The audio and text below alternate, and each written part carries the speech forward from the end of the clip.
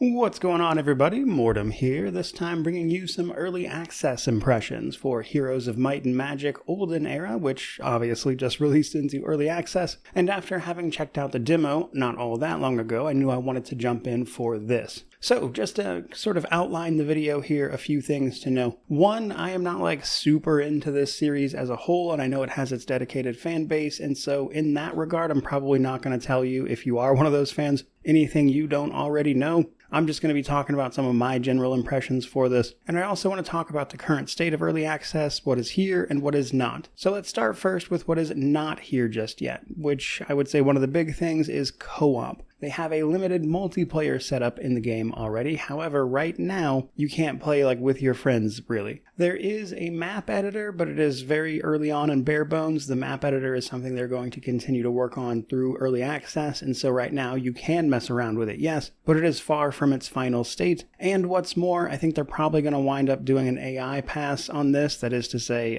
the AI difficulty pass, as even on normal, it will just steamroll you very, very quickly. You'll probably die pretty early into the match because it just so thoroughly outclasses you, even on a basic difficulty, that you'd be lucky to survive a few weeks. But, things like that are what early access is for. And then last but not least, the campaign is only Act 1 right now. There will be a longer, non-linear campaign, apparently, that is going to be part of this, but as of right now, it is just Act 1. But with all of that said, let's talk about what is here. For starters, you've got that campaign. If you want a more story-focused experience, you can experience Act 1 right now, which sees the dungeon faction, like minotaurs and dragons and whatnot, contending with an influx of the hive faction. The hive are like these infernal insects that have caused some sort of fire that absolutely cannot be put out. And that's kind of what Act 1 is all about. Those missions are a little bit different in the sense that they are giving you a specific scenario to work through, and as such don't always work the same way a normal match would, or even a normal map or game. Speaking of scenarios, however, outside of the campaign, there are little one-off scenarios where you can kind of get involved in a specific situation as one of the ways to play just a shorter game and a single instance of a mission. There are several of those featuring all of the different factions as well. In addition, there are also things like an arena mode, which will let you just take on the tactical battles rather than the overworld map against another hero. There's also the classic matchup where you can control several heroes and go head-to-head with other people, or a single hero mode, which is much the same, but you only control one hero. There are also puzzle-esque challenges, what they're calling a hot seat mode, which just allows you to play against people one after another on a singular PC. And if any of that's confusing for you, there's also a built-in tutorial that will teach you the basics of how to play, which, people like myself who aren't terribly familiar with the entire franchise or are just jumping into this one for the first time would probably find useful. But other than that, let's talk a little more specifically about those factions. So there are 6 playable factions, each kind of with their own thing going on, and they all play a little bit differently, as you would imagine. So you've got Temple. This is your all-arounder, your kind of basic human faction, which revolves around the Church of the Sun. The Necropolis, which are the undead and vampires. They can raise up the dead after a battle and use those units as a way to passively recruit, as comparison to having to build up a city and recruit the normal way. There's Grove. These are elemental spirits who have smaller numbers but are overall stronger units, albeit expensive ones. Then there is Dungeon. These are versatile characters with 2 forms of attack usually, and consists of things like dark elves, minotaurs, dragons, that kind of thing. There's Hive, the infernal insects, who seem to primarily be playing an antagonistic role in the story. And then Schism. Schism is a water-based faction, which seems to be about both numbers and countering enemy attacks and abilities. Another thing you might have noticed, in addition to actually being able to check out all the factions this time, is that it looks a little bit different than from the demo. There was some feedback on the demo about how the game looked, and it was a little cartoonish, a little mobile game-ish even. And while honestly it didn't bother me personally, it does look like they adjusted the graphics a little bit in response to some of those things, and it does look a little less like that now, without at the same time being a complete overhaul, which I thought was pretty neat. But then there is actually playing the game, of course. Now the game is largely split up into the overworld and then the actual tactical battles, as is the case with games like this, and the mini games inspired by Heroes of Might and Magic, to be sure.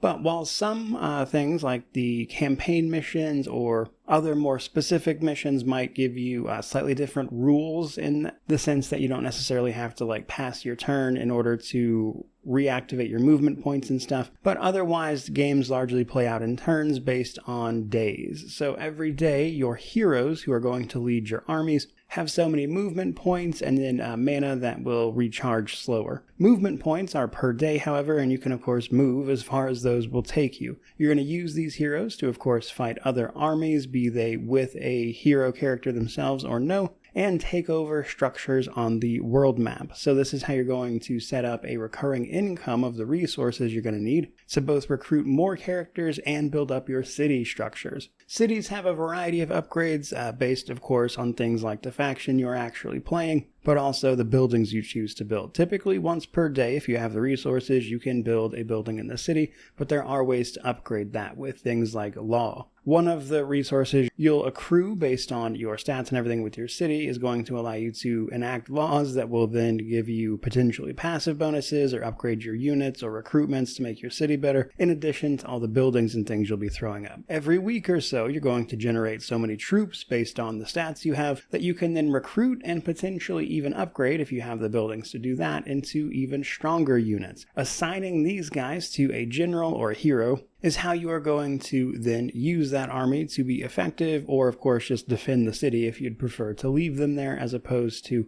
simply getting attacked. Now, the upgrades to the fortifications of that city play a role in being attacked, as there is a sort of siege battle, if you will, when you get attacked at a city or you attack a city where you have to get through their walls, and this is where things like ranged units can come in. So far, so good. Then there's the actual tactical battles, all of which take place on a hex-based grid, which will have varying types of terrain and things that dictate the battle. Now, this is where, of course, your exact unit composition is going to come in, the faction you're playing, the things that are available to you, and of course your hero powers. Your heroes are divided up into might and magic heroes, which are going to kind of determine what is generally available to them as they level up, which they will do by gaining experience either on the world map or simply by completing fights, which then gives them access to upgrades, which will typically make their units stronger or give them access to abilities like a heroic strike or various spells they can enact based on, like, the city upgrades you have, which is how you can learn spells, or just the upgrades themselves. And on your unit's turn, you can,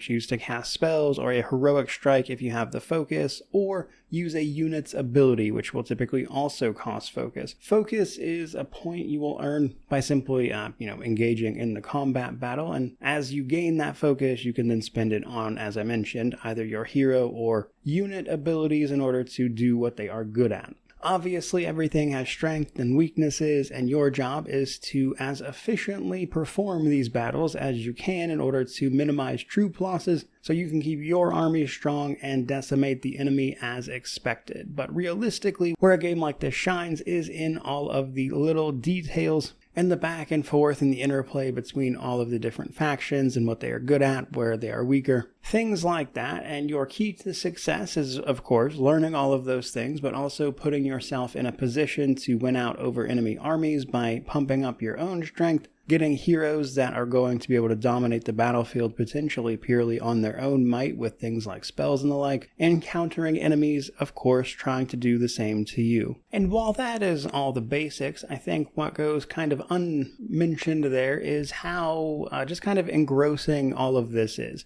I'll admit I don't play a ton of this exact genre of games, even if I play plenty of similar titles, and yet something about this one just really draws me in and has me trying to think out like the best strategy to take out individual garrisons, how best to move around the map, the optimal ways to do things, just all sorts of stuff like that. And that's to say nothing of even the more nuanced things like trading resources, prioritizing upgrades, trying to get, of course, the maximum benefit in the minimal amount of time. But broad strokes opinion-wise, obviously, as is usually the case with early access titles, there are places where this game is rough around the edges. Like I mentioned, the AI probably needs a pass on some of the other game modes. The co-op's not really there, etc. But by and large, I am honestly just having a ton of fun playing this already, and I'm excited to see them add more of the campaign and the like, and I am definitely going to review this when it launches in full, of course. Now, I'm not sure I'll cover like every big update this game gets or anything between now and release. However, on a personal level, I'm looking forward to the full launch of this one, and I will be keeping an eye on it for myself at the very least. Now, just preemptively, when this game launches, I don't know how big of an emphasis it will have on things like the multiplayer aspect, etc. So I'll decide when I see the release version whether or not a 100% review would make sense.